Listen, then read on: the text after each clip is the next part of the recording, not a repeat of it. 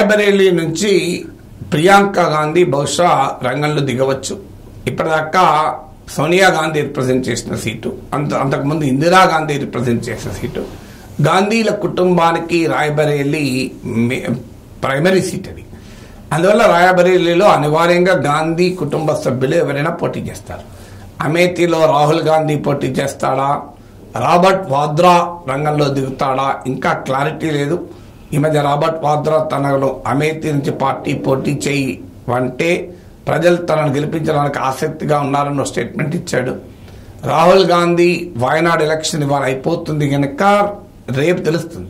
ఎందుకంటే వాయనాడ్ ఎలక్షన్ కాకముందు అమేథీలో కూడా పోటీ చేస్తాడు అంటే వాయనాడ్లో ఏమైనా ప్రమాదం ఏర్పడుతుందా అనే భయం కాంగ్రెస్ పార్టీకి ఉన్నట్టుంది.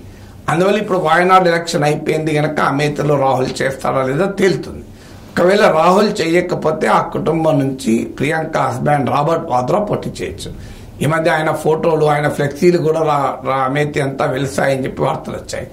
సో అందువల్ల బీజేపీ కూడా క్లారిటీ ఉన్నట్టుంది. అమేథీ నుంచి రాహుల్ గాంధీ అయినా చేస్తాడు, కాదంటే రాబర్ట్ వాద్రా చేస్తాడు. కానీ గాంధీ కుటుంబ సభ్యులు కాని వ్యక్తి చేయకపోవచ్చు. సమాజ్వాదీ పార్టీతో అలయన్స్ కూడా ఫైనల్ అయింది కనుక కాంగ్రెస్ ధైర్యం చేయవచ్చు తమ అగ్రనేతల్ని రంగంలో దించేందుకు. కానీ రాయబరేలీ అయితే మోస్ట్ ప్రాబబ్లీ ప్రియాంక గాంధీ పోటీ చేయవచ్చును. ప్రియాంక ఖమ్మం నుంచి చేయమని అడిగారు, కర్ణాటకలో అడిగారు, కానీ ఆమె ఎక్కడా యాక్సెప్ట్ చేయలేదు.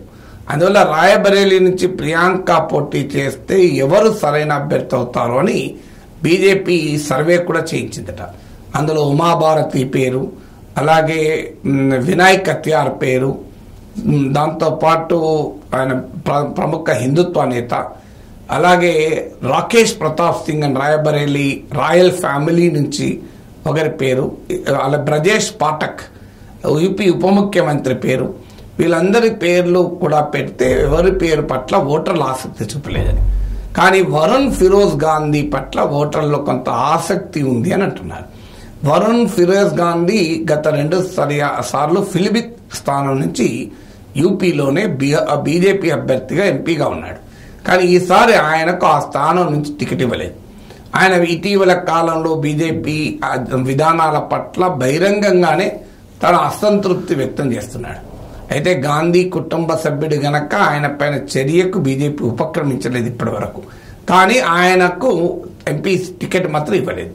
సో కానీ వరుణ్ ఫిరోజ్ గాంధీని రాయబరేలీలో పోటీ పెడితే బాగుంటుందన్న ఆలోచన బీజేపీ జాతీయ నాయకత్వానికి వచ్చిందని వార్తలు వస్తున్నాయి.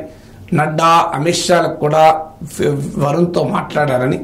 అయితే ప్రియాంకపై తన సిస్టర్పై పోటీకి వరుణ్ ఫిరోజ్ గాంధీ ఆసక్తి చూపలేదు అని అంటున్నారు. ఈ మధ్య వార్తలు కూడా వచ్చాయి, వరుణ్ కాంగ్రెస్లోకి వస్తాడు అని కూడా వార్తలు వచ్చాయి, గాంధీ కుటుంబం ఒక్కటవుతుందని. కానీ అది కూడా కాలేదు. సో బట్ ప్రియాంకతో రాయబరేలీలో పోటీ పడటానికి మాత్రం బీజేపీ నాయకత్వ ప్రతిపాదనను వరుణ్ తిరస్కరించాలని వార్తలు వస్తున్నాయి.